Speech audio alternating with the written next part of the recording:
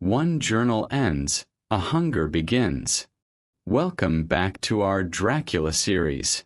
We've left the laboratory of Frankenstein, and now we're in the ward of a madman who thinks he's found the secret to eternal life. Before the sun goes down, do the ritual. Hit subscribe, drop a like, and join the squad. And tell me where you're tuning in from in the comments below. Let's see the global map tonight. Tonight, we tackle Chapter 6. We're watching the food chain of madness. Flies, spiders, birds. Renfield is building a hierarchy of death. As a biology student, I find his logic terrifyingly sound. The more life you eat, the more life you have. It's the ultimate biological theft. Find your silence. Forget the world outside. The asylum gates are open. Let's go. Chapter 6. Mina Murray's Journal. July 24th. Whitby. Lucy met me at the station, looking sweeter and lovelier than ever, and we drove up the house at the Crescent in which they have rooms. This is a lovely place. The little river, the Esk, runs through a deep valley, which broadens out as it comes near the harbor. A great viaduct runs across, with high piers, through which the view seems somehow further away than it really is. The valley is beautifully green, and it is so steep that when you're on a high land on either side you look right across it, unless you are near enough to see down. The houses of the old town, the side away from us, are all red-roofed and seem piled up one over the other anyhow, like the pictures we see of Nuremberg. Right over the town is the ruin of Whitby Abbey, which was sacked by the Danes, and which is a scene of part of Marmion, where the girl was built up in the wall. It is a most noble ruin of immense size and full of beautiful and romantic bits. There's a legend that a white lady is seen in one of the windows. Between in the town there is another church, the parish one, round which is a big graveyard, all full of tombstones. This is to my mind the nicest spot in Whitby, for it lies right over the town, and has a full view of the harbor and all up the bay to where the headland called Kettleness stretches out into the sea. It descends so steeply over the harbor that part of the bank has fallen away, and some of the graves have been destroyed. In one place part of the stonework of the grave stretches out over the sandy pathway far below. There are walks, with seats beside them, through the churchyard, and people go and sit there all day long looking at the beautiful view and enjoying the breeze. I shall come and sit here very often myself and work. Indeed, I am writing now with my book on my knee and listen to the talk of three old men who are sitting beside me. They seem to do nothing all day, but sit up here and talk. The harbor lies below me with, on the far side, one long granite wall stretching out into the sea, with a curve outward to the end of it, in the middle of which is a lighthouse. A heavy sea-wall runs along outside of it. On the near side, the sea-wall makes an elbow crooked inversely, and its end too has a lighthouse. Between the two piers there is a narrow opening into the harbor, which then suddenly widens. It is nice at high water, but when the tide is out it shows away to nothing, and there is merely the stream of the Esk, running between banks of sand, with rocks here and there. Outside the harbor on this side, there rises for about half a mile a great reef, the sharp edge of which runs straight out from behind the south lighthouse. At the end of it is a buoy with a bell, which swings in bad weather and sends a mournful sound on the wind. They have a legend here that when a ship is lost bells are heard out at sea. I must ask the old man about this. He is coming this way. He is a funny old man. He must be awfully old, for his face is all gnarled and twisted like the bark of a tree. He tells me that he is nearly 100, and that he was a sailor in the Greenland fishing fleet when Waterloo was fought. He is, I am afraid, a very skeptical person, for when I asked him about the bells at sea and the White Lady at the Abbey, he said very brusquely, "I wouldn't fash missile about them, miss. Them things be all wore out. Mind, I don't say that they never was, but I do say that they wasn't in my time. They be all very well for comers and trippers, and the like, but not for a nice young lady like you. Them feet folks from York and Leeds would be always eating cured herrings and drinking tea and looking out to buy cheap jet with Creed ought. I wonder, missile, who'd be bothered telling lies to them. Even the newspapers, which is full of fool talk. I thought he would be a good person to learn interesting things from. So I asked him if he would mind telling me something about the whale fishing in the old days. He was just settling himself to begin when the clock struck 6, whereupon he labored to get up and said, "I must gang a Jeanwards home now, miss. My granddaughter doesn't like to be kept waiting when the tea is ready, for it takes me time to crammel a bun degrees, for there be a many of 'em, and, miss, I lack belly timber sarely by the clock." He hobbled away, and I could see him hurrying, as well as he could, down the steps. The steps are a great feature on the place. They lead from the town up to the church. There are hundreds of them, I do not know how many, and they wind up in a delicate curve. The slope is so gentle that a horse could easily walk up and down them. I think they must originally have had something to do with the Abbey. I shall go home, too. Lucy went out visiting with her mother, and as they were only duty calls, I did not go. They will be home by this. August 1st. I came up here an hour ago with Lucy, and we had a most interesting talk with my old friend and the 2 others who always come and join him. He is evidently the Sir Oracle of them, and I should think must have been in his time a most dictatorial person. He will not admit anything, and down-faces everybody. If he can't out-argue them, he bullies them, and then takes their silence for agreement with his views. Lucy was looking sweetly pretty in her white lawn frock. She has got a beautiful color since she has been here. I noticed that the old men did not lose any time in coming up and sitting near her when we sat down. She is so sweet with old people. I think they all fell in love with her on the spot.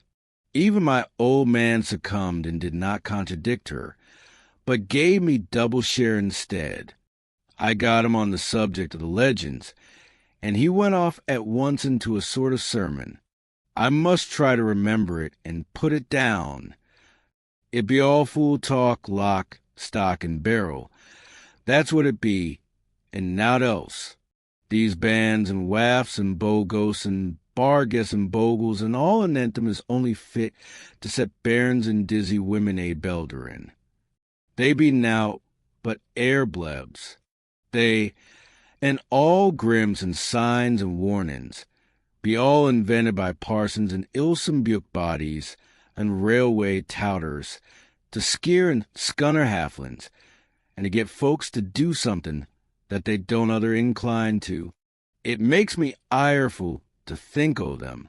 Why, it's them that, not content with printing lies on paper and preaching them out of pulpits, does want to be cutting them on the tombstones.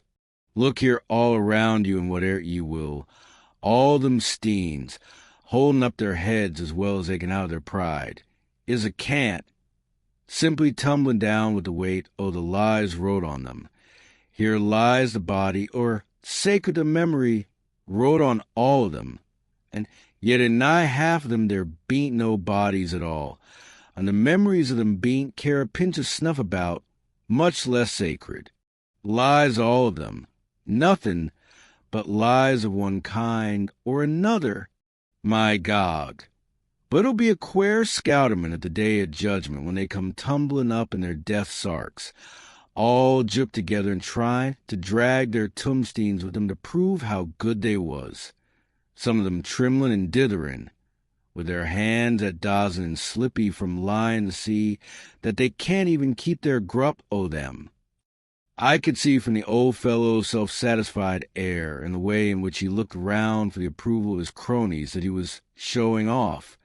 So I put in a word to keep him going.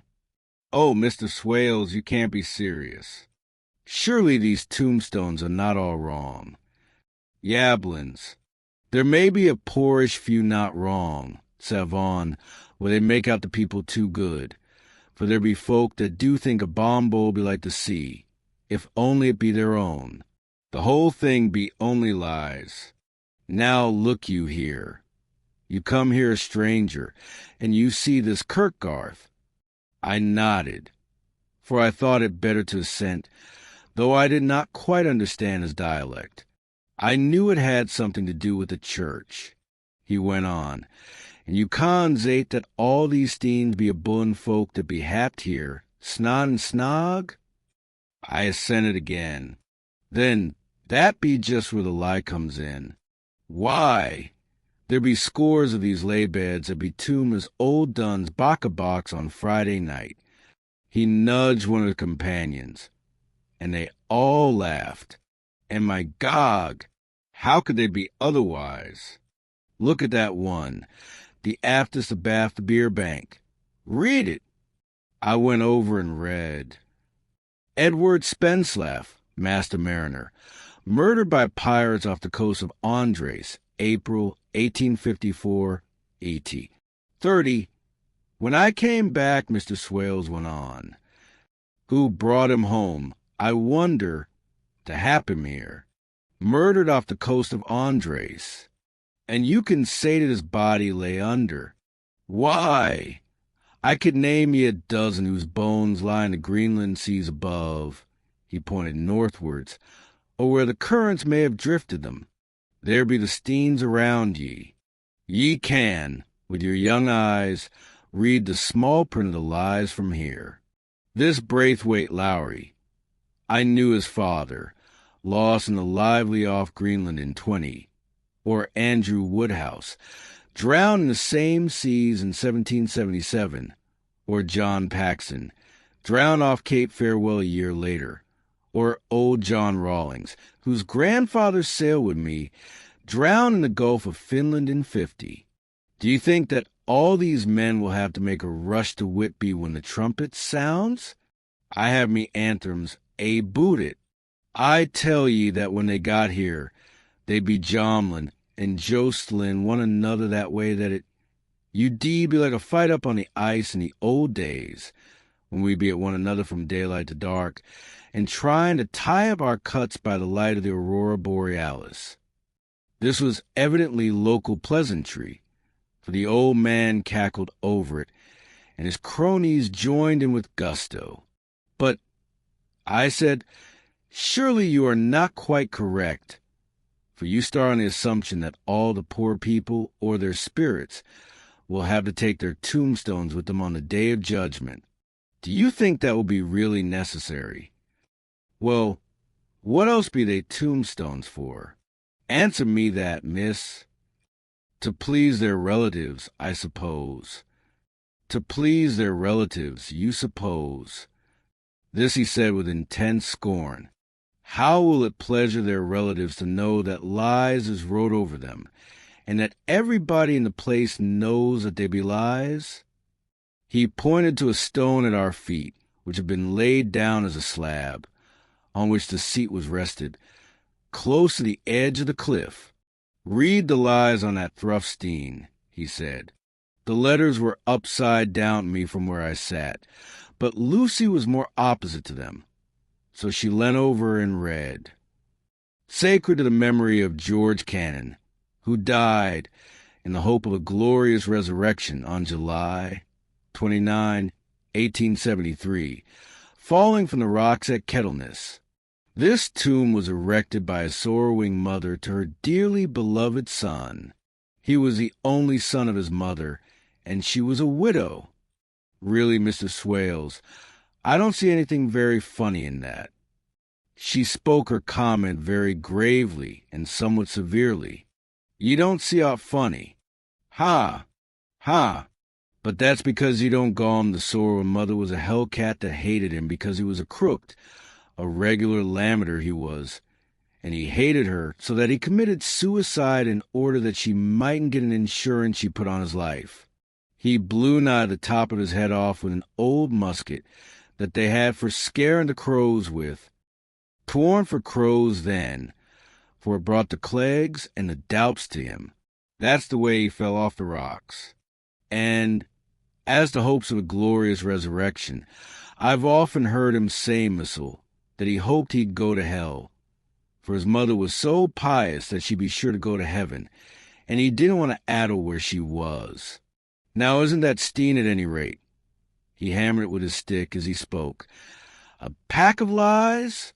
And won't it make Gabriel keckle when Geordie comes panning up the Greaves with a tombstone balance on his hump and asks it to be took as evidence? I did not know what to say, but Lucy turned the conversation as she said, rising up, "Oh, why did you tell us this? It is my favorite seat, and I cannot leave it. And now I find I must go on sitting over the grave of a suicide. That won't harm ye, my pretty, and it may make poor Geordie gladsome to have so trim a lass sitting on his lap. That won't hurt ye. Why, I've sat here off and on for nigh 20 years past, and it hasn't done me no harm. Don't ye fash about them as lies under ye, or that doesn't lie there either. It'll be time for ye to be getting scart when ye see the tombstones all run away with, and the place is bare as a stubble field. There's the clock, and I must gang. My service to ye, ladies." And off he hobbled. Lucy and I sat a while. It was all so beautiful before us that we took hands as we sat, and she told me all over again about Arthur and their coming marriage. That made me just a little heart-sick, for I haven't heard from Jonathan for a whole month. Same day. I came up here alone, for I am very sad. There was no letter for me. I hope there cannot be anything the matter with Jonathan. The clock has just struck 9. I see the lights scattered all over the town, sometimes in rows where the streets are, and sometimes singly. They run right up the Esk and die away in the curve of the valley. To my left the view is cut off by a black line of roof of the old house next the abbey. The sheep and lambs are bleating in the field away behind me, and there is a clatter of a donkey's hoofs up the paved road below. The band on the pier is playing a harsh waltz in good time, and further along the quay there is a Salvation Army meeting in a back street. Neither of the bands hears the other, but up here I hear and see them both. I wonder where Jonathan is, and if he is thinking of me. I wish he were here. Dr. Seward's Diary. June 5th. The case of Renfield grows more interesting the more I get to understand the man. He has certain qualities very largely developed: selfishness, secrecy, and purpose. I wish I could get at what is the object of the latter. He seems to have some settled scheme of his own, but what it is I do not yet know. His redeeming quality is a love of animals, though, indeed, he has such curious turns in it that I sometimes imagine he is only abnormally cruel. His pets are of odd sorts. Just now his hobby is catching flies. He has at present such a quantity that I have had myself to expostulate. To my astonishment, he did not break out into a fury as I expected, but took the matter in simple seriousness. He thought for a moment, and then said, "May I have 3 days? I shall clear them away." Of course, I said that would do. I must watch him. June 18th. He has turned his mind now to spiders, and has got several very big fellows in a box. He keeps feeding them with his flies, and the number of the latter is becoming sensibly diminished, although he has used half his food in attracting more flies from outside to his room. July 1st. His spiders are now becoming as great a nuisance as his flies, and today I told him that he must get rid of them. He looked very sad at this, so I said that he must clear out some of them, at all events. He cheerfully acquiesced in this, and I gave him the same time as before for reduction. He disgusted me much while with him, for when a horrid blowfly, bloated with some carrion food, buzzed into the room, he caught it, held it exultantly for a few moments between his finger and thumb, and, before I knew what he was going to do, put it in his mouth and ate it. I scolded him for it, but he argued quietly that it was very good and very wholesome, that it was life, strong life, and gave life to him. This gave me an idea, or the rudiment of one. I must watch how he gets rid of his spiders. He has evidently some deep problem in his mind, for he keeps a little notebook in which he is always jotting down something. Whole pages of it are filled with masses of figures, generally single numbers added up in batches, and then the totals added in batches again, as though he were focusing some account, as the auditors put it. July 8th. There is a method in his madness, and the rudimentary idea in my mind is growing. It will be a whole idea soon, and then, unconscious cerebration. You will have to give the wall to your conscious brother. I kept away from my friend for a few days, so that I might notice if there were any change. Things remain as they were except that he has parted with some of his pets and got a new one. He has managed to get a sparrow and has already partially tamed it. His means of taming is simple, for already the spiders have diminished. Those that do remain, however, are well fed, for he still brings in the flies by tempting them with his food. July 19th. We are progressing. My friend is now a whole colony of sparrows, and his flies and spiders are almost obliterated. When I came in, he ran to me and said he wanted to ask me a great favor, a very, very great favor. And as he spoke, he fawned on me like a dog. I asked him what it was, and he said, with a sort of rapture in his voice and bearing, "A kitten, a nice little, sleek, playful kitten that I can play with and teach and feed and feed and feed." I was not unprepared for this request, for I had noticed how his pets went on increasing in size and vivacity, but I did not care that his pretty family of tame sparrows should be wiped out in the same manner as the flies and the spiders.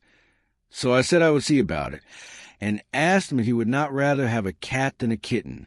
His eagerness betrayed him as he answered, "Oh, yes, I would like a cat. I only asked for a kitten, lest you should refuse me a cat. No one would refuse me a kitten, would they?" I shook my head and said that at present I fear it would not be possible, but that I would see about it. His face fell, and I could see a warning of danger in it, for there was a sudden fierce, sidelong look which meant killing. The man is an undeveloped homicidal maniac. I shall test him with his present craving and see how it will work out. Then I shall know more. 10 p.m. I have visited him again and found him sitting in a corner brooding. When I came in, he threw himself on his knees before me and implored me to let him have a cat, that his salvation depended upon it. I was firm, however, and told him that he could not have it, whereupon he went without a word and sat down, gnawing his fingers, in the corner where I had found him. I shall see him in the morning early. July 20th. Visited Renfield very early, before the attendant went his rounds. Found him up and humming a tune. He was spreading out his sugar, which he had saved, in the window, and was manifestly beginning his fly-catching again, and beginning it cheerfully and with a good grace. I looked around for his birds, and not seeing them, asked him where they were. He replied, without turning round, that they had all flown away. There were a few feathers about the room, and on his pillow a drop of blood. I said nothing, but went and told the keeper to report to me if there were anything odd about him during the day. 11 a.m. The attendant has just been to me to say that Renfield has been very sick and has disgorged a whole lot of feathers. My belief is, doctor, he said, that he has eaten his birds, and that he just took and ate them raw. 11 p.m. I gave Renfield a strong opiate tonight, enough to make even him sleep, and took away his pocketbook to look at it. The thought that has been buzzing about my brain lately is complete, and the theory proved. My homicidal maniac is of a peculiar kind. I shall have to invent a new classification for him, and call him a zoophagous, life-eating maniac. What he desires is to absorb as many lives as he can, and he has laid himself out to achieve it in a cumulative way. He gave many flies to one spider and many spiders to one bird, and then wanted a cat to eat the many birds. What would have been his later steps?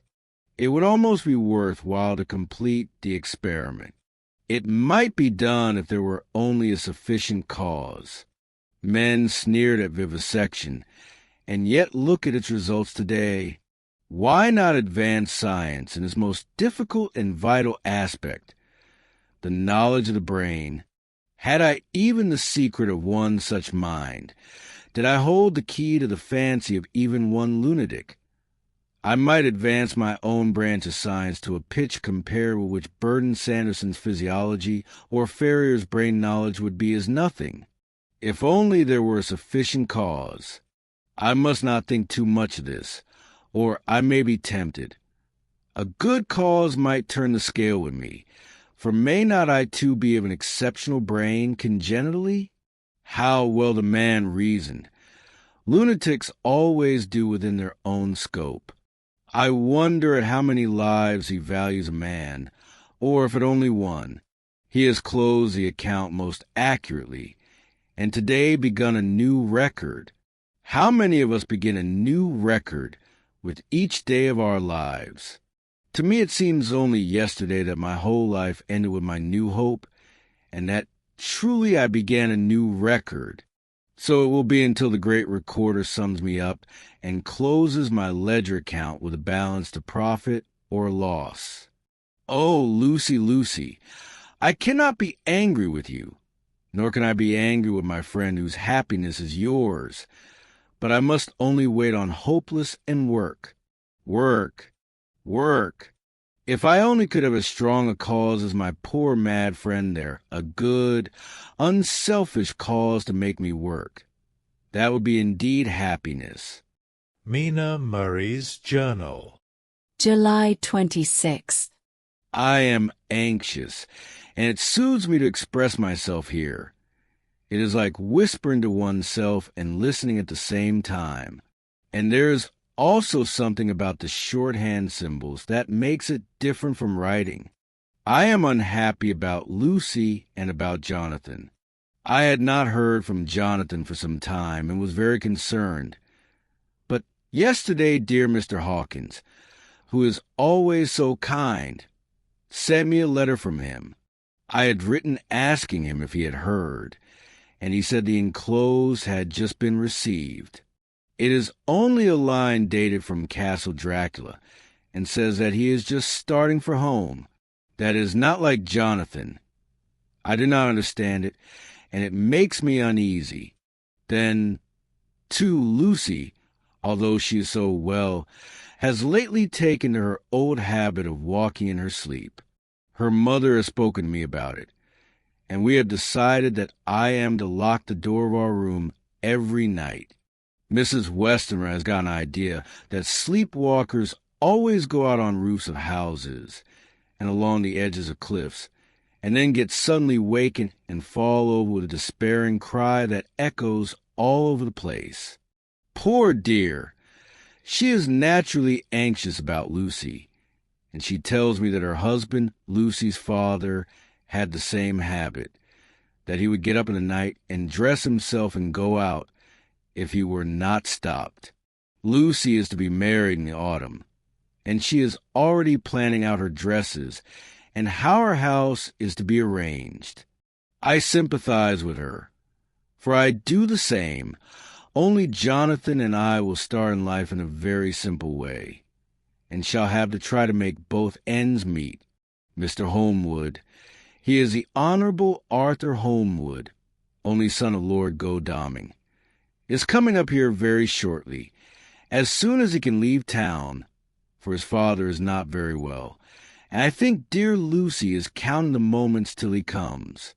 She wants to take him up to the seat on the churchyard cliff and show him the beauty of Whitby.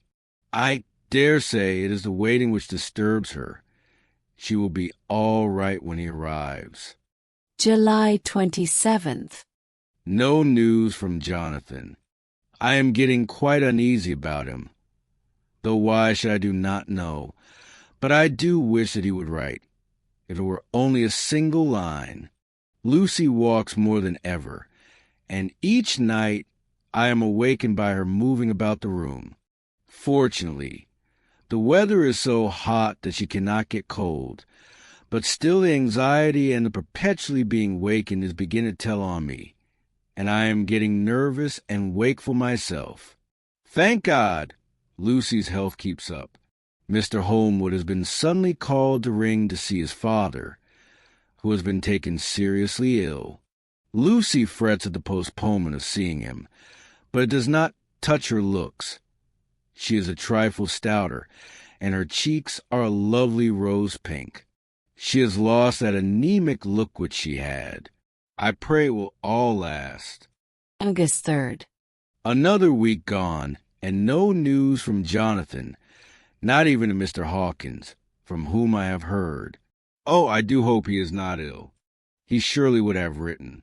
I look at that last letter of his, but somehow it does not satisfy me. It does not read like him, and yet it is his writing. There is no mistake of that. Lucy has not walked much in her sleep the last week, but there's an odd concentration about her which I do not understand. Even in her sleep, she seems to be watching me. She tries the door, and finding it locked, goes about the room searching for key. August 6th. Another 3 days, and no news. This suspense is getting dreadful. If I only knew where to write to or where to go to, I should feel easier, but no one has heard a word of Jonathan since that last letter. I must only pray to God for patience. Lucy is more excitable than ever, but is otherwise well. Last night was very threatening, and the fishermen say that we are in for storm. I must try to watch it and learn the weather signs. Today is a gray day, and the sun as I write is hidden in thick clouds, high over Kettleness. Everything is gray, except the green grass, which seems like emerald amongst it. Gray earthy rock, gray clouds, tinged with the sunburst of the far edge, hang over the gray sea, into which the sand points stretch like gray fingers. The sea is tumbling in over the shallows, and the sandy flats would roar, muffled in the sea mists drifting inland. The horizon is lost in the gray mist. All is vastness. The clouds are piled up like giant rocks, and there is a brool over the sea that sounds like some presage of doom.